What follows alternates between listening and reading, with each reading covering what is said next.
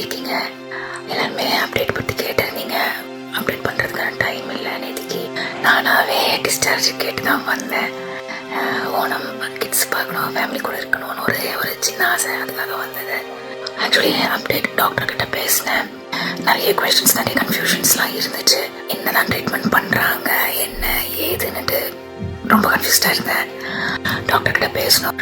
1 hour கிட்ட பேசியிருப்போம் நான் husband. As per the condition, என்னோட பாடி கண்டிஷனை வச்சு பார்க்கும்போது இப்போ கீமோ பண்ண முடியாது. அப்போ தான் சொன்னேன், ஏன்னா கீமோ பண்ணலாம் எப்படி ட்ரீட்மெண்ட்டுன்னுட்டு. ஏன்னா எனக்கு தலைவலி இருக்கு, கால் மறுத்து போகுது, உடம்பு மொத்தம் மறுத்து போகுது, இன்கான்டினன்ஸ், இது எல்லாமே வந்து டிசீஸோடது. பட் இப்படின்னுட்டு ஃப்ளோ பிரச்சனையை வச்சுட்டு ட்ரீட்மெண்ட் பண்ணோன்னா லைஃப் த்ரெட்டனிங் ஆகும். அவ்வளோ பாடி 4th கீமோ போனீங்கன்னா பாடி ஆல்ரெடி வீக், இல்லைனாலும் உங்களுக்கு ரியாக்ஷன்ஸ் எல்லாம் வருது. ஸோ இந்த சுச்சுவேஷனில் பண்ண முடியாது.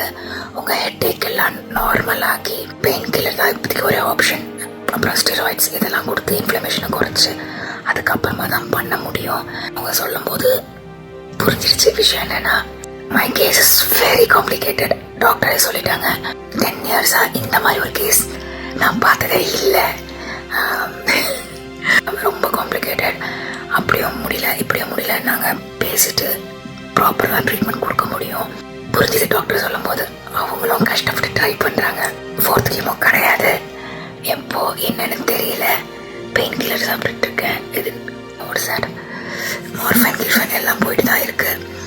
ஆல்ரெடி சிடி ஸ்கேன்ல தெரியல, எம்ஆர்ஐல தான் தெரிஞ்சது. பட் ஆஃப் அன் எம்ஆர்ஐ அடுப்பிச்சு பண்ணவும் கூடாது.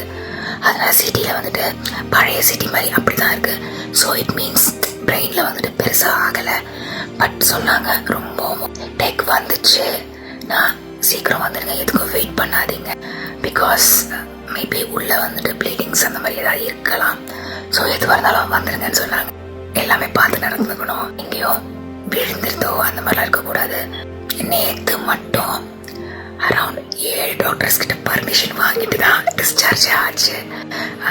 ஒன்று வார்டில் இருக்க doctor, oncologist, palliative care, physiotherapist, occupational therapist, voice speech therapist வந்தாங்க.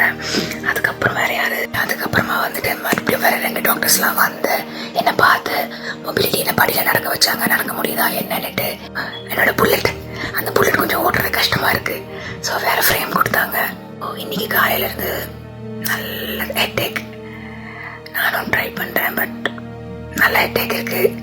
தெரியல இன்னைக்கு மறுபடியும் ஹாஸ்பிட்டல் போவேனான்னுட்டு. பாப்பா என்ன வந்தாலும் நான் தானே பார்த்தாக்கணும்.